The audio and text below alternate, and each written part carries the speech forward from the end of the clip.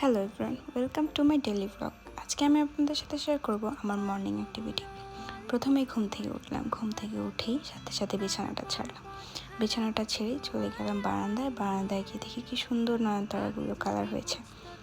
আমাকে দেখে হাসছিল মনে হচ্ছে। পাশেই দেখলাম এই ফুলটির কালারটা সুন্দর হলেও আমার নামটা ঠিক জানা নেই। দেখুন কি সুন্দর দেখাচ্ছে ফুলগুলো। এরপরেই ফ্রেশ হতে চলে গেলাম। ফ্রেশ হওয়া শেষ করেই ডিরেক্ট কিচেনে গিয়ে দেখি ডো তৈরি করা আছে। কিছুটা ময়দা ছিটিয়ে মলে নিলাম। মলে নেওয়ার পরে আমার জন্য কিছু পরোটা বানিয়ে নিলাম। প্রতিদিন আম্মু বানিয়েই রাখে, আজকে হয়তো বানানো হয়নি। তো পরোটাগুলো বানিয়ে হাতটা ধুয়ে খেতে বসলাম। খাওয়াটাও শেষ করে বারান্দায় গিয়ে দেখি আকাশের অবস্থা। মনে হচ্ছিল ঠিক এখনই বৃষ্টি নামবে। এই অবস্থায় চা না খেলে হয়। 1 কাপ চা বানিয়ে চলে গেলাম বারান্দায়। কি সুন্দর আবহাওয়া ছিল, ঠান্ডা বাতাস খেতে খেতে চাটা শেষ করলাম।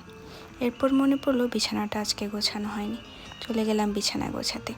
বিছানা ঝাড়টার দিয়ে এরপরে শুয়ে পড়লাম মোবাইল নিয়ে।